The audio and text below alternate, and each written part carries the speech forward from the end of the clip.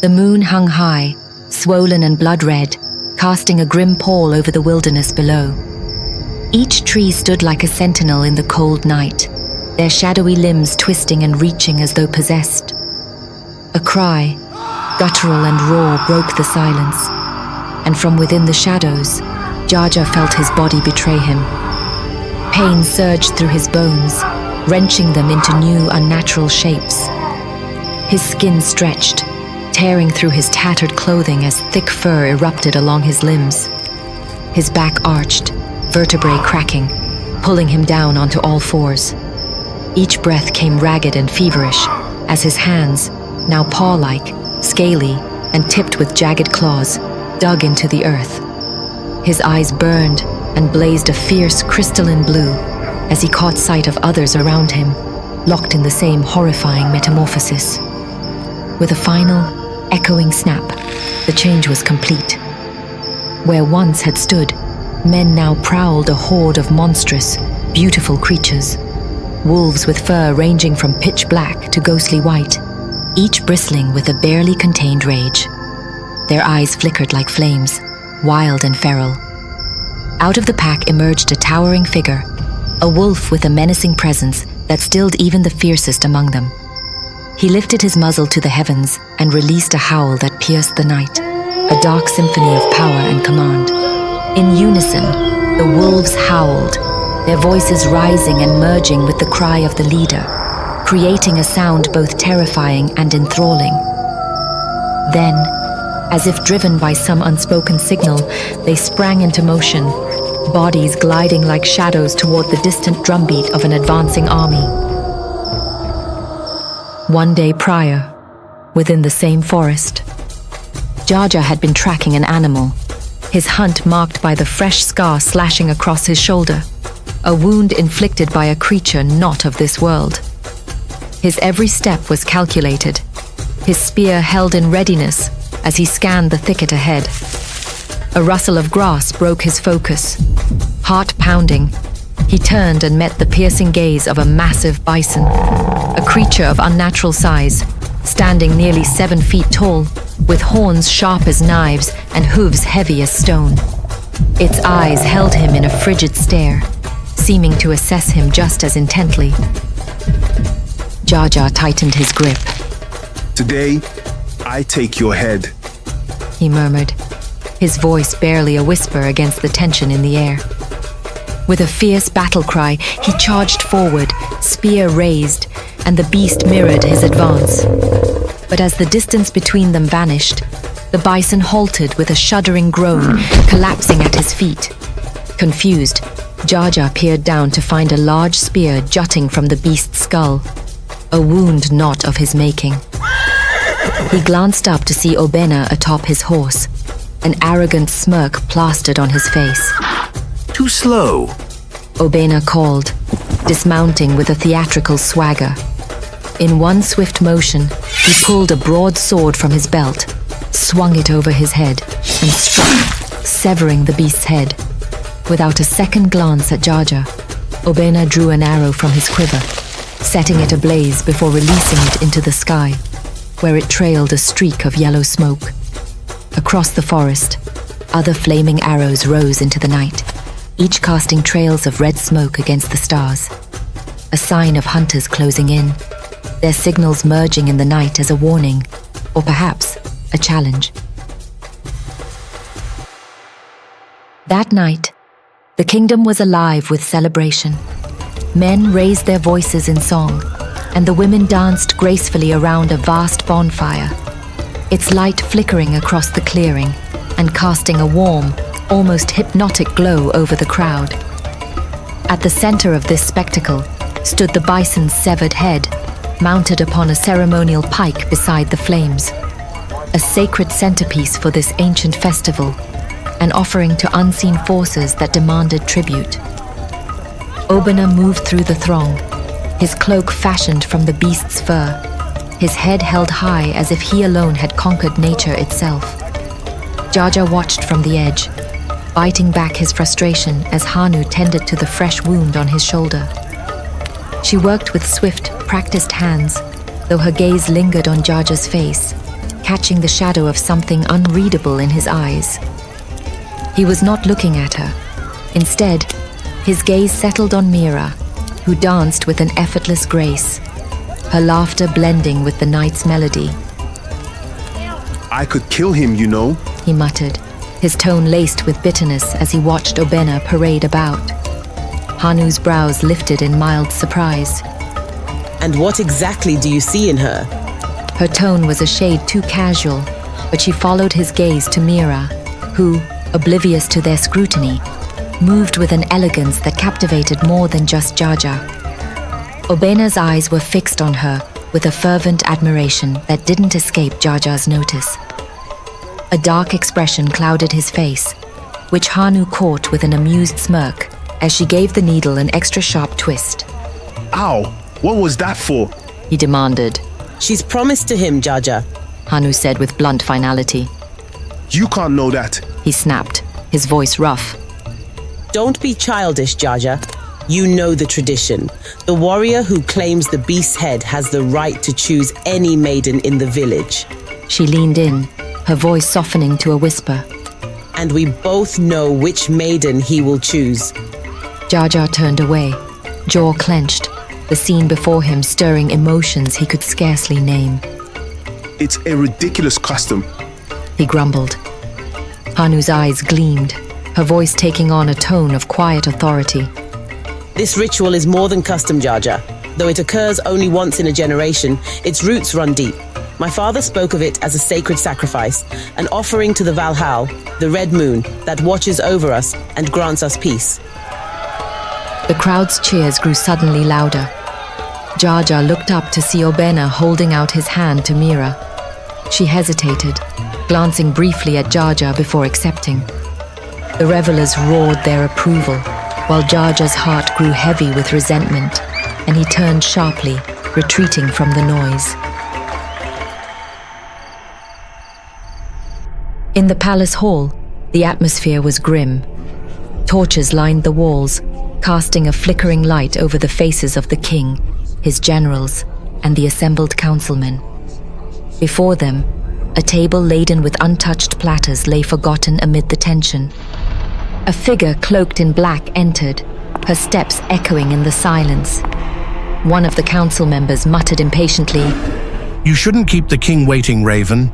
She cast an icy glance his way before removing her gloves with deliberate precision. The king leaned forward, hope and apprehension mingling in his eyes. Does the raven bring us good news? Destiny does not shift to satisfy our desires, my king. She replied, her voice calm yet unyielding. The prophecy speaks and I merely deliver its words. A ripple of dissent ran through the council, and Giwa, a man of towering strength and relentless loyalty, rose to his feet. With all due respect, Raven, I question your foresight tonight.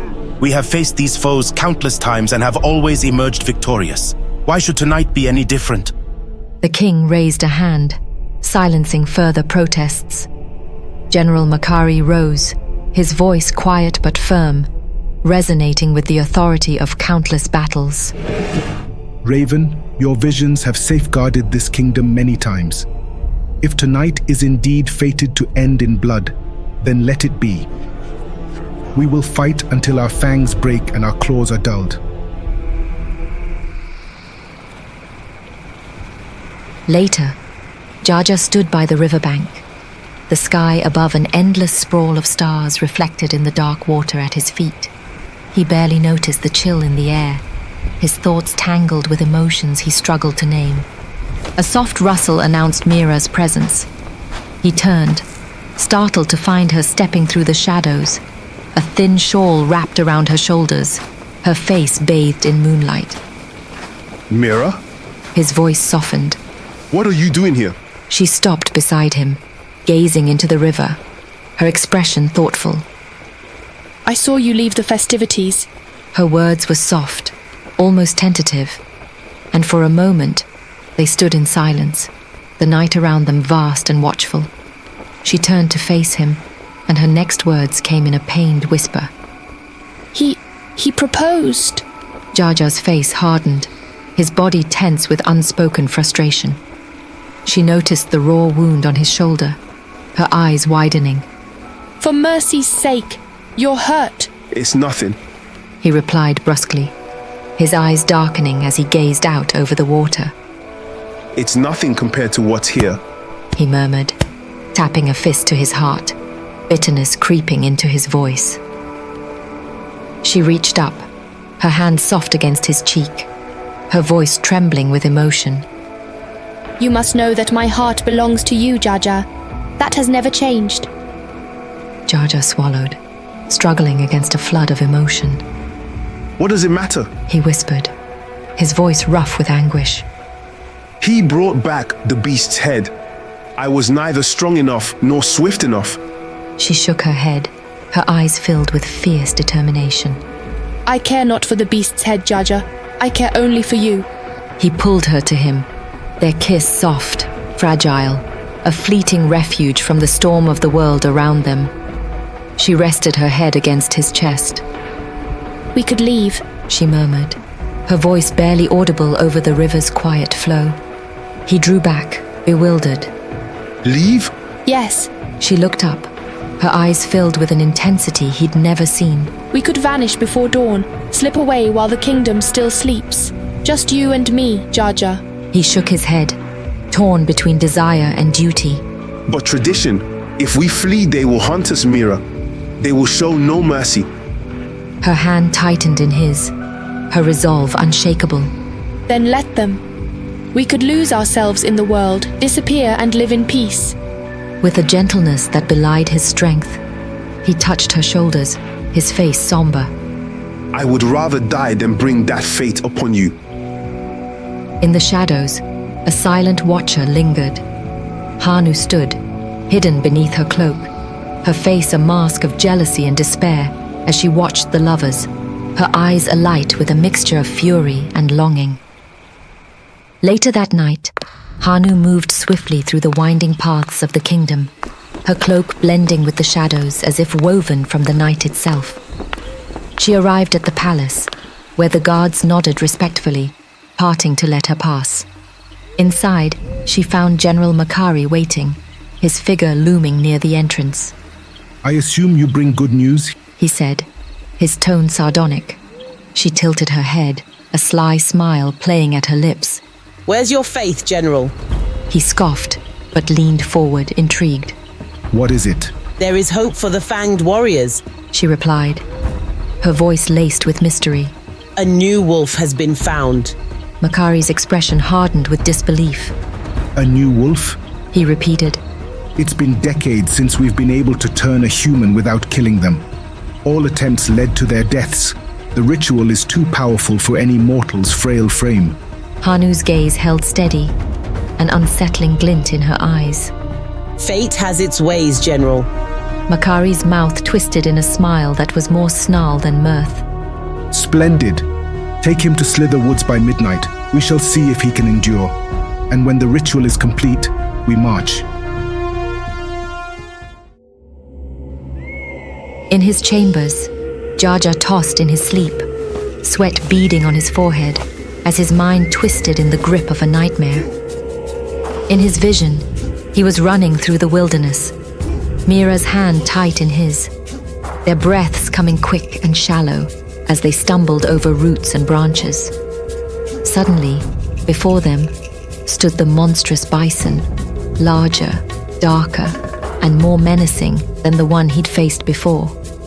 Its eyes were pits of shadow, as if it stared straight into his soul. Jaja pushed Mira behind him, raising his sword, though his hands trembled. The beast charged, its horns as hard as stone, and with one powerful swing, sent his sword flying from his hand. He stumbled back, defenseless. A second blow came, its horn grazing his shoulder with a force that tore flesh from bone and flung him to the ground.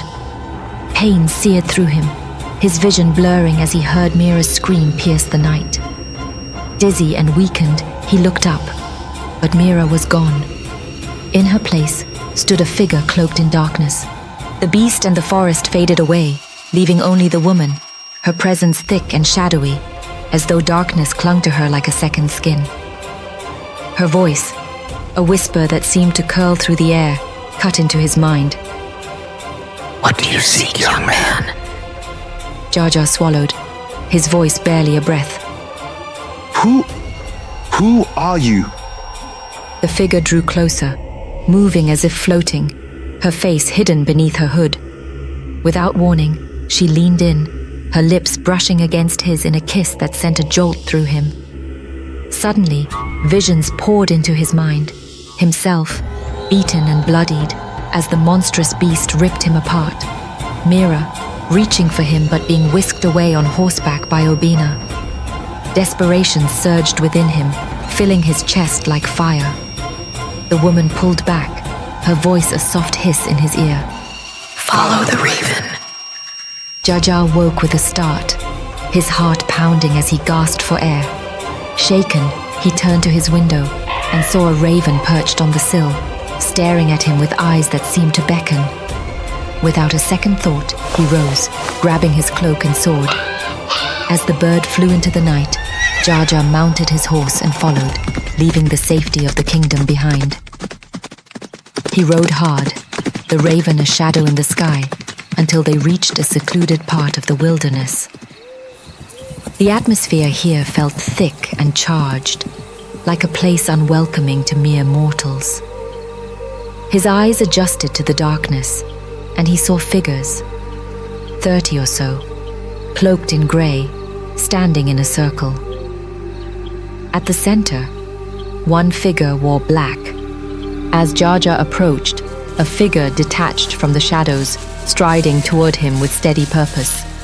The man threw back his hood to reveal General Makari. General! Jar Jar exclaimed, quickly dismounting and bowing in respect. Relax, boy. Down here, we're all family. Makari replied, his voice a blend of pride and solemnity. Jar Jar's brow furrowed. I don't understand, sir. Come. Makari gestured, placing a firm hand on Jar Jar's shoulder as they began to walk. Our kingdom stands as a beacon among nations, feared for its strength, revered for its peace. Do you know how we achieved this? We owe it to you and the fanged warriors, sir. Jar Jar replied, his voice full of reverence. And do you know how we accomplish it? Makari pressed, his gaze piercing. The warriors train tirelessly, day and night. Jar Jar answered, though doubt crept into his voice. That is true, but it is not the whole truth. Makari's tone grew darker, and he nodded toward a cloaked woman who stepped forward, carrying a bowl filled with a shimmering, translucent liquid. Jar Jar's breath caught. He recognized her as the woman from his dream. The woman held the bowl out to him, her face impassive as she recited an incantation under her breath. Just then, a towering figure emerged from the group, a soldier with a scarred face and eyes hard as steel. What's your name, young man? He asked, his voice deep, resonant. Jar Jar Onoha, sir. Jar Jar replied, his tone respectful. The man circled him slowly, pounding a fist rhythmically against his chest. You have yet to witness the true forces in this world, the powers that turn a man into a beast, that awaken savagery in the purest of souls. This is what we protect Equatala from, under the rule of King Anansikintu II. He stopped, his gaze intense. Jar Jar Onoha, do you have the courage to join the fanged warriors to keep this kingdom safe? Will you swear loyalty to the pack? Jar Jar hesitated, memories of his nightmare flooding back. He bowed his head in uncertainty and handed the bowl back to the woman. I do, but I fear I am not strong enough to fight beside warriors such as these. The man smirked, laying a hand on his shoulder with unexpected warmth. Do you wish for such power? Jar Jar's eyes lit with a fierce resolve. He glanced at the woman holding the bowl, the faintest glimmer of recognition flickering in his mind. Taking the bowl once more, he drank the liquid in one determined gulp. As the woman chanted, the figures around him threw back their cloaks, baring their forms to the cold night air, their skin rippling as the change began to overtake them. Through the dense, shadowed forest, the wolves charged as one, their breaths heavy with the thirst of the hunt. Muscles rippled beneath their pelts, paws crashing through underbrush with force and precision as they closed in on the distant army, a relentless march of shadows and teeth. The Alpha, a massive grey beast with the calculated gaze of General Makari, halted at the cliff's edge, his amber eyes narrowing as he assessed the legion below. This was no ordinary force. In place of simple spears and shields, each soldier wielded swords with silvered edges gleaming coldly in the moonlight, and crossbows loaded with arrows tipped in silver, their lethal heads glinting like the eyes of serpents. A single flag, emblazoned with a burning cross, fluttered in the night breeze, its symbol an omen of the savagery to come. The sight drew a low growl from the Alpha, his gaze darkening as he sensed the cunning beneath the enemy's armor, the intent in each formation. But he met the eyes of the Raven, hovering above, and knew they would not retreat. With a fierce howl, the Alpha leaped from the cliff's edge, his form a dark streak against the sky. The pack followed, a torrent of fur and fangs descending upon the army below like a storm, their fierce howls swallowed by the rush of wind and the trembling of the earth beneath them. They hit the enemy lines with the force of an avalanche, their claws tearing into armor, fangs sinking into flesh as the clash of metal and fury began. But the humans were prepared. Only yards into the assault, the ground erupted in a deafening blast. A yellow haze, wolfsbane, pungent and deadly, spread like poison through the air. Several wolves stumbled, their powerful lungs choked by the venomous gas, their howls of pain cut short as the bane burned through their throats. But the rest, undeterred, skillfully dodged the widening cloud and dove straight into the ranks of soldiers. The battle transformed into a bloodbath, a chaos of snapping jaws and breaking bones. Wolves tore through armor, ripping limbs and rending flesh, their sheer force turning the battlefield into a butcher's yard. They fought with brutal efficiency, each swipe of their claws severing limbs, each bite crushing helmets as though they were nothing more than parchment. Still, the wolves were vastly outnumbered. The soldiers pressed forward in tight formations, moving as a single brutal force that took 3 wolves down with every strategic shift.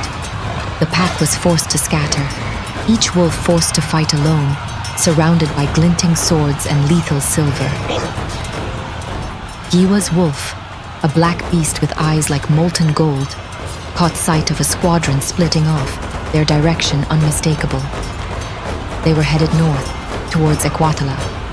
He bounded through the fray, tearing through ranks of soldiers until he reached the Alpha. One look, and Makari understood. With a roar that echoed through the night, he rallied the wolves to him, turning from the battle to intercept the breakaway. Arrows showered down on them as they ran, silver tips sinking into their flesh, some wolves falling under the onslaught. But those that remained pressed on, their powerful bodies streaked with blood and dust, eyes wild with the primal fury of the hunt. At last, they crossed the boundary into a narrow canyon. The breakaway soldiers halted behind a monstrous machine, a barrel-shaped device rigged with arrows dipped in wolfsbane. Without warning, the device unleashed a volley, the arrows tearing through the air with deadly accuracy. 3 wolves fell instantly, their bodies crashing to the earth. 4 remained: Makari, Jaja's white wolf, and 2 others. The wolves took cover, but Makari, his grey pelt streaked with blood, studied the machine and charged. He dodged another blast of arrows, some embedding in his hide, but he did not falter. With an explosion of strength, he lunged into the heart of the weapon, ramming it backward. The device shattered, careening over the cliff with a collection of soldiers who fell screaming after it. The other 3 wolves charged from hiding, ripping through the remaining soldiers, their claws shredding armor, their jaws snapping bones with relentless precision. As the dust settled, they spotted a single soldier, gasping for breath, clutching his wounds. With a sneer, he spat at them, his laugh a mockery. You're too late, demons. The deed is done. The wolves paused, scents of blood and death filling their nostrils. Fresh horse tracks led northward. Without a moment's hesitation, they raced down the path, driven by a growing dread.